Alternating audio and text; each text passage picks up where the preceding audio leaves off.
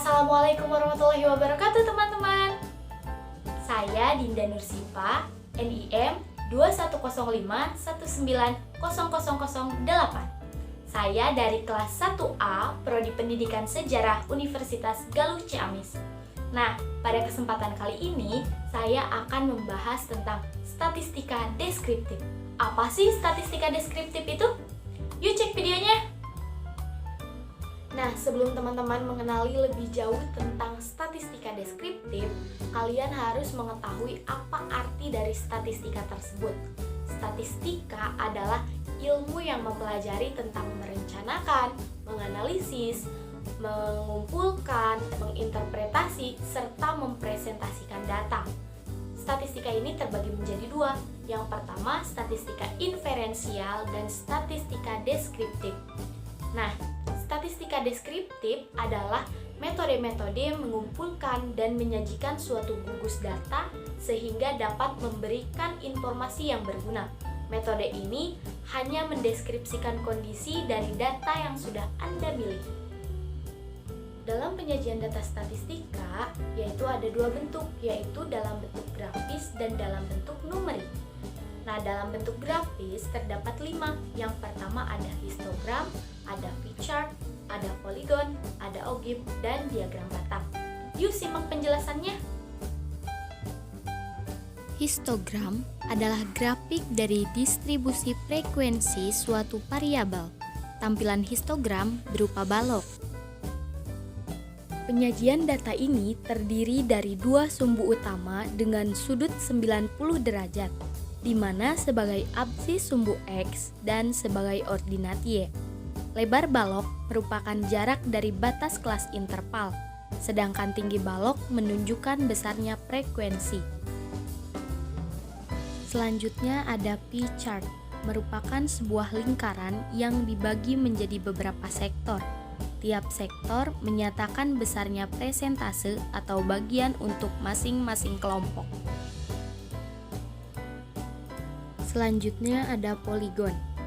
Poligon adalah grafik dari distribusi frekuensi tergolong suatu variabel.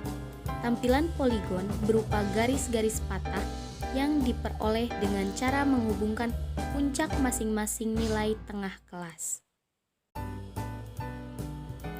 Selanjutnya ada ogive. Ogive adalah bentuk gambar dari distribusi frekuensi kumulatif suatu variabel. Untuk suatu tabel distribusi frekuensi dapat dibuat oleh ogive positif dan ogive negatif.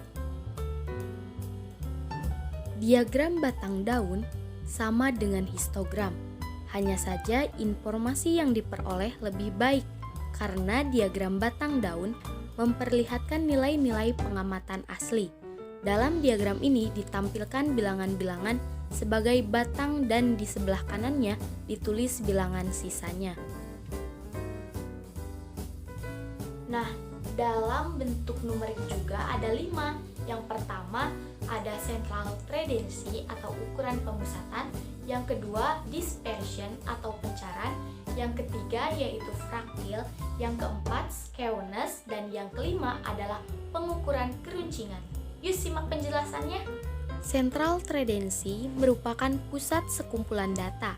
Artinya, jika sekumpulan data salah satu ukuran pemusatannya, maka kita dapat mengetahui bahwa nilai ini merupakan pusat dari beberapa nilai lainnya. Dispersion atau pencaran itu digunakan untuk mengetahui seberapa jauh pengamatan-pengamatan yang kita peroleh menyebar dari rata-ratanya. Selanjutnya ada fraktil, yaitu terbagi menjadi 3. Yang pertama kuartil. Kuartil adalah nilai-nilai yang membagi sebuah populasi pengamatan menjadi 4 bagian sama besar. Yang kedua ada desil. Desil adalah nilai-nilai yang membagi populasi pengamatan menjadi 10 bagian yang sama. Lalu presentil adalah nilai-nilai yang membagi segugus pengamatan menjadi 100 bagian yang sama.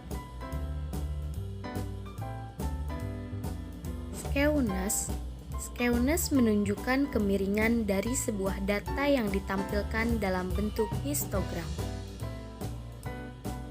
Pengukuran keruncingan terbagi menjadi 3 macam, yaitu leptokurtis, platykurtis, dan mesokurtis. Nah, jadi video dari Dinda dicukupkan sekian. Mohon maaf apabila ada kesalahan karena di sini Dinda masih belajar. Semoga video ini bisa membantu kalian dan bisa bermanfaat bagi kita semua. See you next video ya. Bye bye. Wassalamualaikum.